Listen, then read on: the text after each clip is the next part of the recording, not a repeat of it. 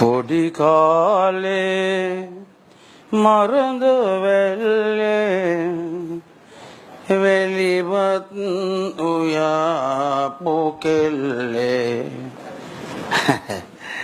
රුචිරානනි අසන්න එකපාරම මරන්න එකපාරම මරන්න එකපාරම මරන්න එකපාර මරනවා මාව. ඇයි බං නෙළුම් කුළුණ වගේ ඉන්නම් බෝ එකපාර මරන්න කියන්නේ ඔව් එක අතකට එහෙම කරන එකත් අමාරුයි තමයි. අනේ කෙල්ලේ නිකරුණේ මට මිනිමරුන් චෝදනා එල්ල කරන්න එපා. මම උඹ මැරුවයි කියලා උඹට ඔප්පු කරන්න සාක්ෂි තියෙනවා නම් ඒ සාක්ෂි ටික ෆයිල් එකකට දාලා අල්ලස්සෝ දූෂණ කොමිසමට ගිහින් බාර දීලා මාව එල්ලුම් ගස් යරපන්කෝ. අනේ අම්මපල්ලා මේ ගෙදර මෙච්චර ප්‍රශ්න තියෙනවා. තාමුසේ හොඳට බීගෙන බෑණි වැනි එනවා. අනේ රත්තරනේ මම මේ බොන්නේ ප්‍රශ්න අමතක වෙන්න. මට බිව්වාම මේ ලෝකේ සේරම ප්‍රශ්න අමතක වෙනවා. ඇයි මගේ රත්තරනේ මිනි මරුවෙක් දිහා බලනවා වගේ මම දිහා ඔහොම බලන්නේ?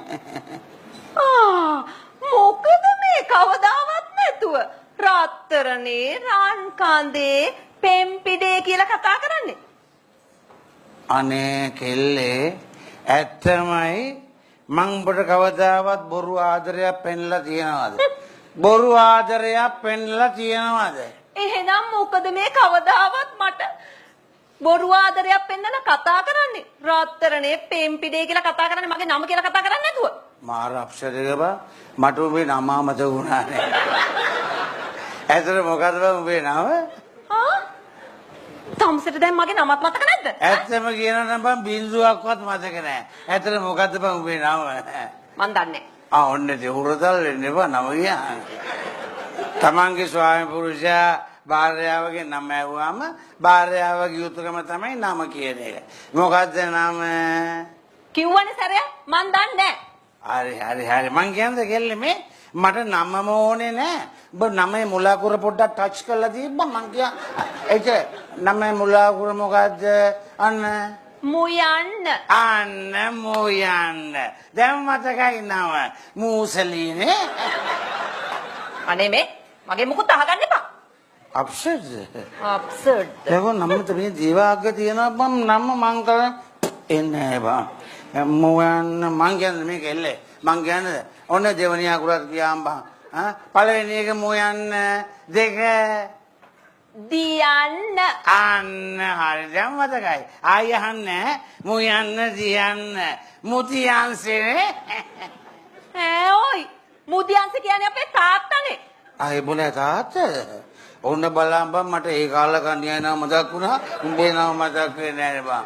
මුයන්න දියන්න මං කියන්නේ කෙල්ලේ මට 50-50 දීපන් මං කියන්නේ මේ ආස්ට්‍රේලියා ඔඩියන්ස් ගන්නත් බෑනේ. මං කියන්නේ මේ ඔන්න ඊළඟ අකුරත් කියලා දාපන් බං. පළවෙනි එක මුයන්න දෙක දියන්න තුන මේ ඕයි මගේ නමට අකුරු 3යි තියෙන්නේ. ඊළඟ අකුරු කිව්වම තවුස් වගේ නම දැනගන්න ඕනේ. ඒ දැනගන්නේ නේ මං අහන්නේ. මොකද මේක දැනුම මිනුම තරංගයක්. ඔන්න පළවෙනි එක මුයන්න දෙක දියන්න තුන තායන්න. හරි මුයන්න දියන්න තායන්න සමන්තා. දැන් හරි රෙද්ද. ඔයි මුයන්න දියන්න තායන්න සමන්තද? නැත්තම් අනේ අද තමුසේ අරක්කු බීලා නෙමෙයි අරක්කු කාලද කොයිද ඇවිල්ලා තියෙන්නේ. මම මුදිතා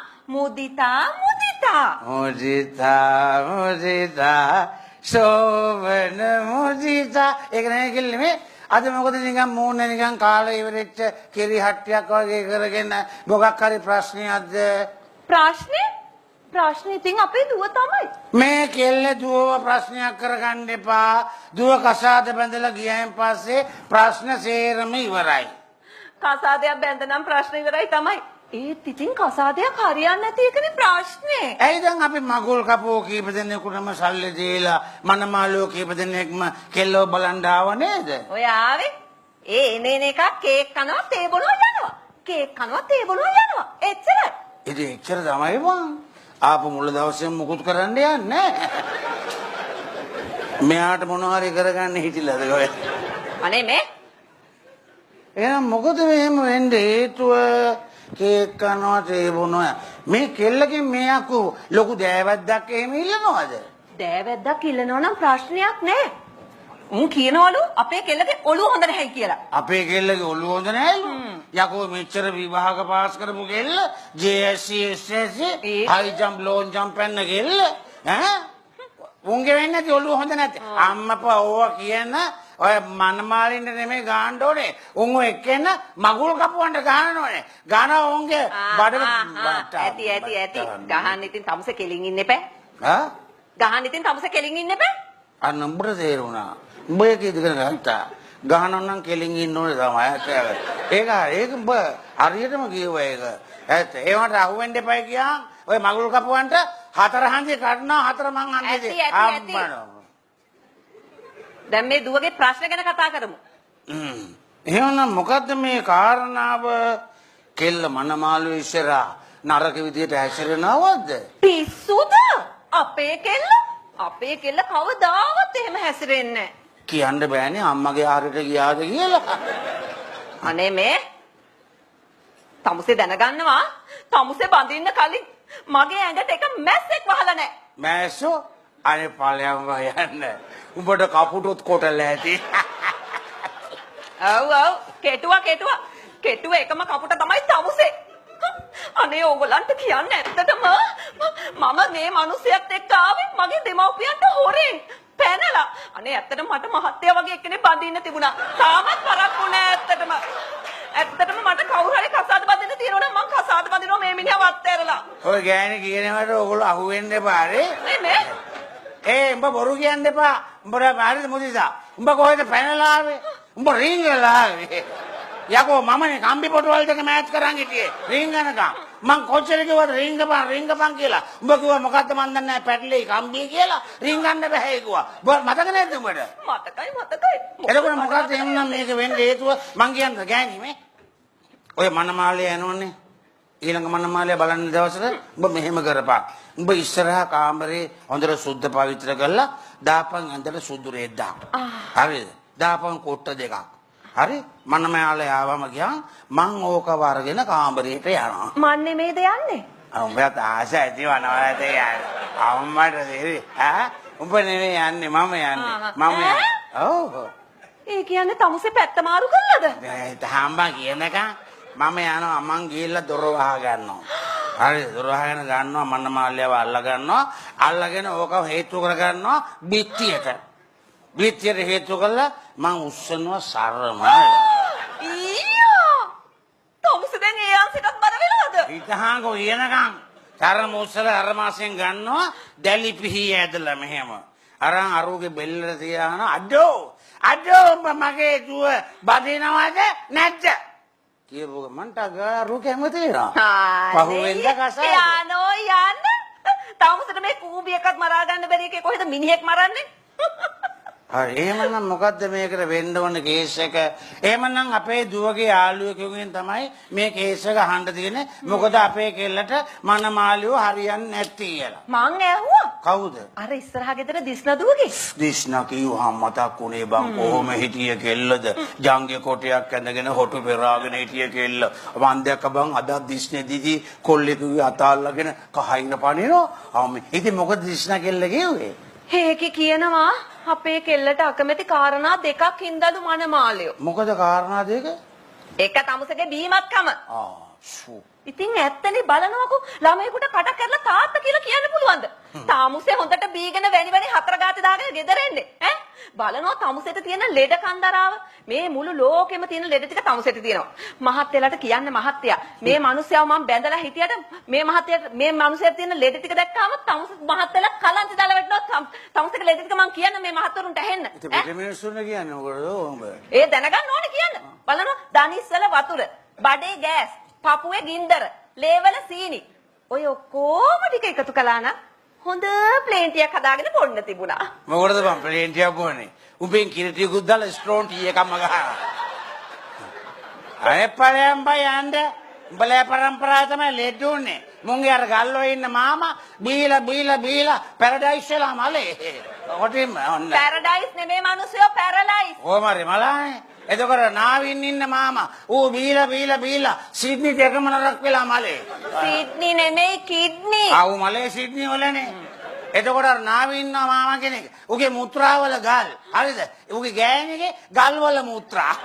ඔන්න ලෙඩු. බලයන් මේ මුංගේ අම්මා මේ අම්මා නෑ මේ අපේ අම්මට මොකද කියන්නේ ඈ? ඔබට හිටන් කියනකම් ඊට වැඩි හපන් මුංගේ අම්මා මගේ නැන්දම්මා මාර ගෑණි කට්ට ගෑණි හරිද? මම ළඟදී රුපියල් 1000ක් දුන්නා ඒ ගෑණිට සුමානට සෑහෙන්න බඩු අරන් එන්නේ කියලා පොලට ගිහිල්ලා. ඒ ගෑණි මල්ලත් තරම් ගියා. අපේ ඔය නැන්දම්මා මේ හැඹිලියක් පාවිච්චි කළාට ඒකට දාන්නේ මාරු කාසි විතරයි. ලොකු සල්ලි සේරම දාන්නේ තංගල්ල බැංකුවේ. ඒ කියන්නේ 78. ඉතින් මේ සල්ලි තරම් මේ ගෑණි ගියා. ගිහලා විනාඩි 10ක් යනකොට මෙන්න මේ ගෑණි ආපහු ඉස්සතින් ආවා. මං ආව නැන්දම්මේ. බඩු ගෙනාවේ නැද්ද? අනේ බලන්නකො බෑනෝ සල්ලි පික් පොකට් ගැහුවානේ කිව්වා. මං ආව නැන්දම්මේ දැන් ওই 78ට අත දාලා සල්ලි ගන්නකම් නැන්දම්මට තේරුණේම නැද්ද කියලා. මේකේ කට රෝල් කියලා කිව්වේ කවුද බෑනෝ දන්නේ සල්ලි ගන්න අත දැම්මා කියලා. ඔන්න මුංගේ අම්මා. අනේ ඵලයන් බයි යන්න. උඹලා පරම්පරාවට ලෙඩු.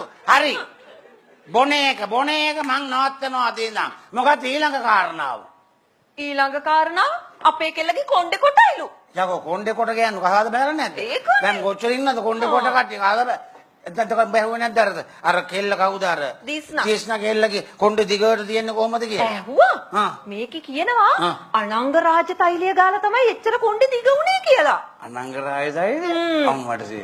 මට කියනවා මේ කෙල්ල ඇන්ටිගේ දුවටත් අනංග රාජ තෛලය අරන් දෙන්න.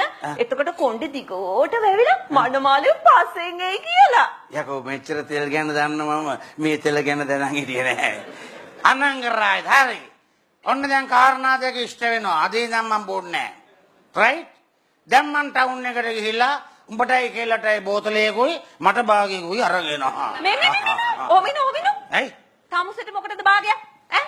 මොකද අනංග රාජ තෛල ගාංගෙද රූප සුන්දරී තරඟයකට යන්නද? අනංග රාජ තෛලය මට නෙමෙයි. මට ගල් භාගයක් දෙන්න. උඹලට තමයි අනංග ආවේ. අද ඉඳන් මම බොන්නේ නැහැ. තාමුසෙ කිව්ව නේද අද ඉඳන් බොන්නේ නැහැ කියලා? අද ඉඳන් බොන්නේ නැහැ. හෙට ඉඳන් බොන්නේ නැහැ. අද ඉඳන් බොන්නේ නැහැ. අද රෑ බොනවා. එච්චරයි. ඒකනේ මම යන්නේ. හරිද? ඔබ ගණන් ගන්න එපා. ආලාපාල මිනිස්සුන්ට hina වෙනවා. අරමම කියන්නේ යන්න එපා. ඔබ ගණන් ගන්න බයිට් එකක් හදලා තියා. වර යන්නේ මාත් එක්ක. යන්න. අද මම තඹුසෙව ඒ ඕනේ. වර යන්න. අපි එන්න මහතුරුනේ ගිහිලා දැන් ෂේප් වැඩේ. අපි යනවා. asianmirror.lk